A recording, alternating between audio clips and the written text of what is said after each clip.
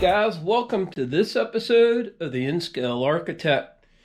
It's been a long time since my last video, and so I'm going to provide an update. I am going to be starting my new expansion, my layout, and I thought I would just show you what I have done and what we're going to do. I had this platform right here. It used to be sitting here, so if you look back at my prior video, you'll see that, and I had a bunch of models on here. And what I plan on doing actually is I'm going to build this into another L here. So I will I'll put a ledger board here, and then I'll just start building this out. The sheet there is 4x8, and I doubt that I'm going to make it a 4x8 sheet layout here, because, and this gets into, you know, really why I have made the decisions on my layout that I have made. All of the layout is only anywhere from 30 inches wide to the widest section is this one right here, which is 35 inches. And that's because the door coming into here is 36 inches. And I figure at one point in time, all of this is going to have to be torn down and broken up into sections and taken out that door. So I can't really have a section here wider than the door width. That's why I built these sections. If you look here, I built these where they can be removed. So these plates here can be taken off. There is a cut through there, and I actually have a joint right here all the way through. And the same with all of these. I actually have this joint right here all the way through that way, and the same here. This joint goes through right here all the way through.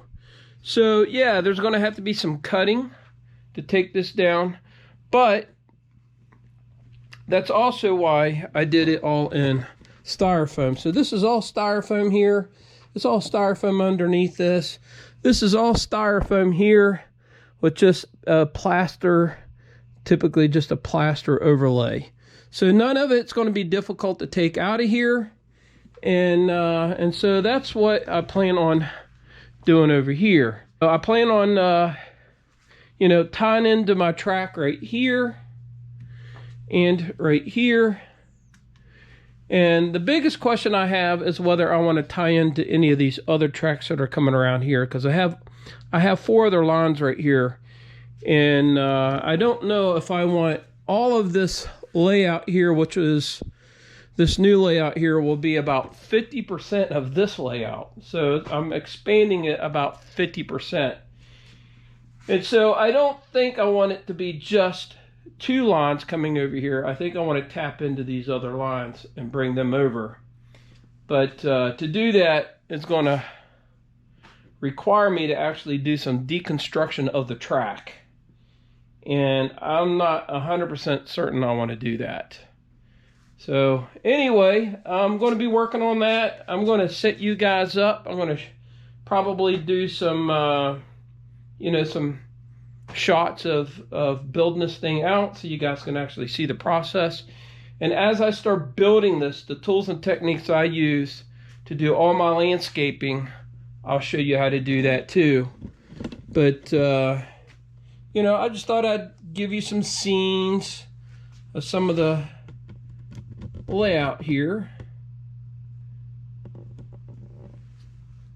This has just really been a joy to build. Now, I have not done anything with this literally in about 4 years.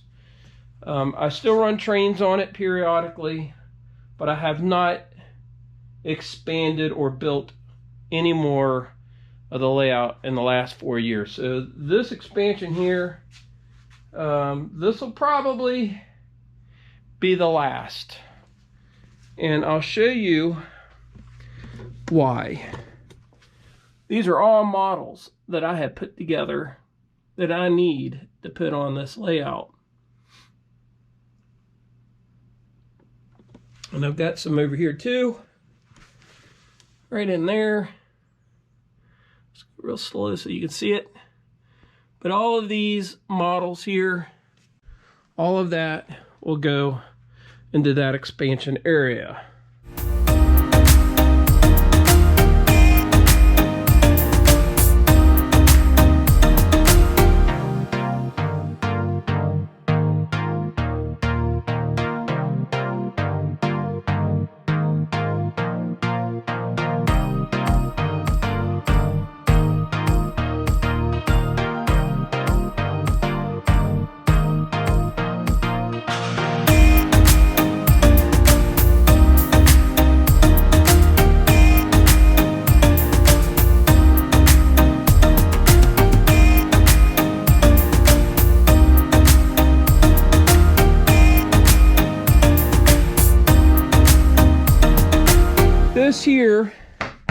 This here is exactly 34 inches wide and 40 inches long. So that's why I've got it on its own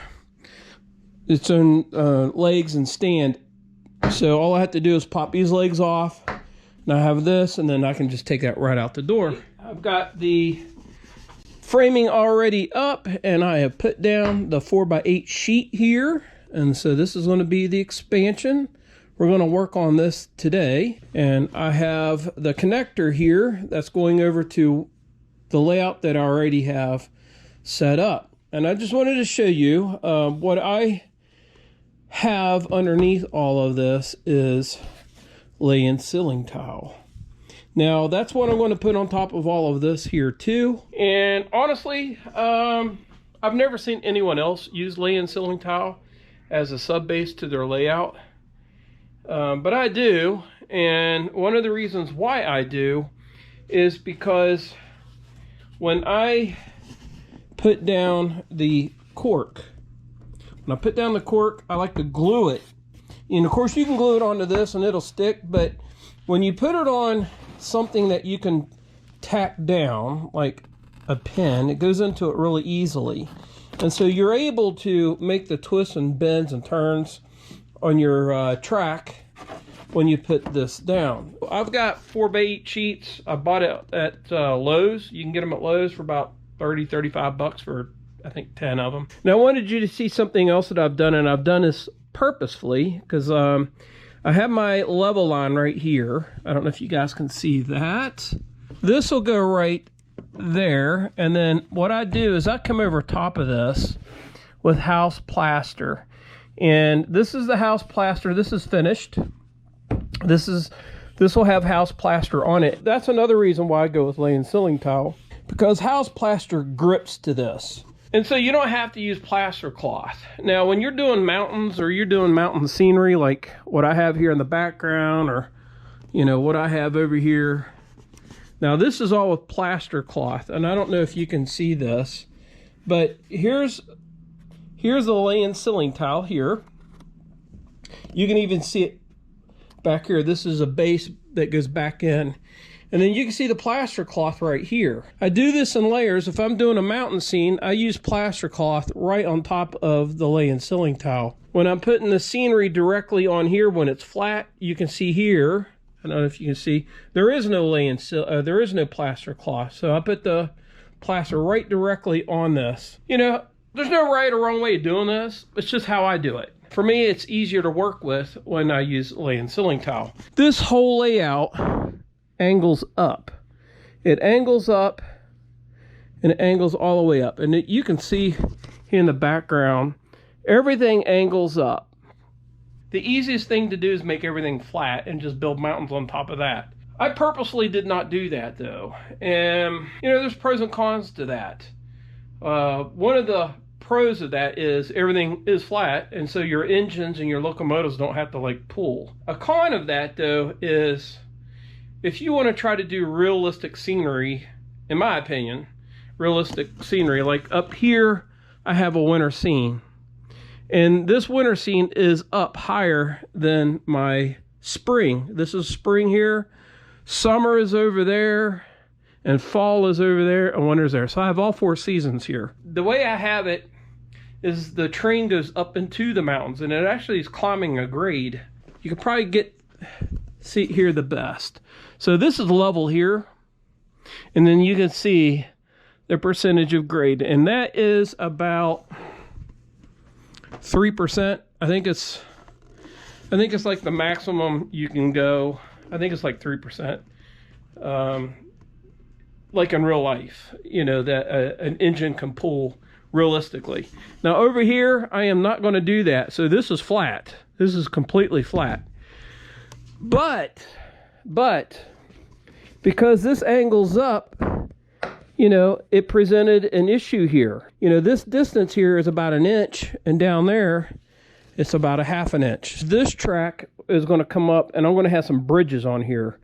But it provides me an opportunity to do that over here if I angled this up like I did. And then I'm going to have a little town scene over here, and then I'll be putting the other buildings up. All right, you guys, I've got everything tacked down, and I had to use screws because my liquid nails, it's been so long since I bought those. They were all dried up, and so there wasn't any liquid nails in the liquid. There wasn't liquid. What I did is I went ahead and I screwed all of the Celotex sealing tile down. The next step, the next stage, I'll put all the track down, and then I'll take a permanent Sharpie marker and I'll mark the track. And then I'll pull the track up, and then I'll put down the cork. When I mark where the track is, that allows me to know where to put the cork. And I'll show you as I do that, I'll show you what that looks like. You know, I'm at a good stopping point. All right, you guys, take care. God bless, and we'll catch you on the next episode.